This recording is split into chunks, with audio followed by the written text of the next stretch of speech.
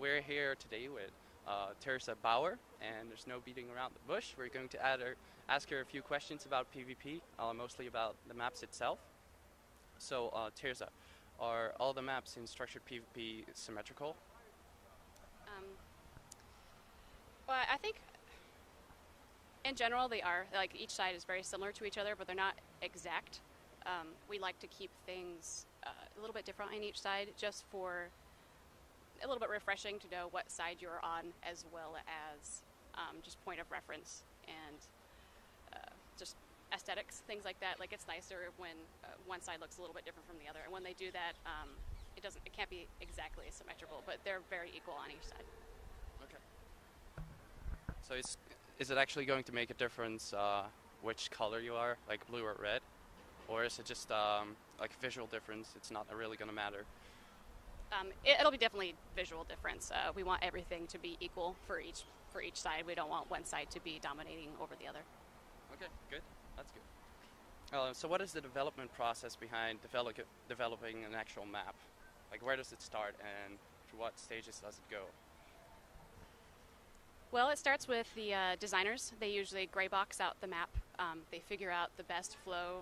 They try lots of different designs and then play it with just like a gray box world to figure out how exactly they want it to play it and if it's equal on each side. And then they hand that map off to me, and then we art it.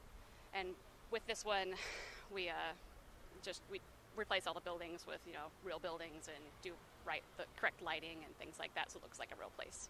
And then from that point on, we play test it as I'm making that, and then they'll come to me and we'll communicate, and we'll do things like we want some boxes here to help block this view. We want to change up this flow a little bit, and that's basically it.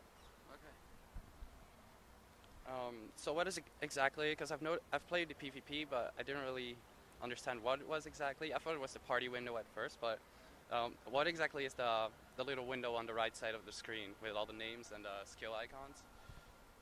That tells you what's going on the map that you can't see. It's basically who has killed who, and it has like their little class icon, their name, and then whatever team color they are. So it's basically just telling you what's going on. You're like, oh, whoa, Joe just killed Bob over there. Go Joe. And it's just a way to update you. Okay. And where do you draw your inspiration from for the theme of a map? Like an industrial place or a forest or anything like that? Well, for this specific map, we decided we want to keep it in more of the human architecture, kind of to go back to our roots from Guild Wars 1. So for this one, we decided to go, it's a big battle in a city, and there's two armies that are using this city as the battle, and it's the red team versus the blue team. And so we made it so the city is kind of more farmland on one side and more of like main city town on the other. And we just wanted to feel like it's an epic battlefield, and there's catapults flying overhead, it's rain, it's kind of moody, and there's lots of war sounds going on. So for this map, we just decided to go with that route because we thought it would feel more epic. It is pretty good. I mean, it might just be that one map that everyone ends up playing a lot. So finally, what is it like to be the only female in the male-dominant PvP world/team? I don't really think about it too much, honestly. The guys are very cool. They treat me just like everybody else. It's fun being like an artist on the PvP team, because I got to actually work with the design on that, and then I also get to go and play and show it off, and that's more fulfilling for me. Okay. So thank you, Tirzah, and here's a high five. Yeah. That's us.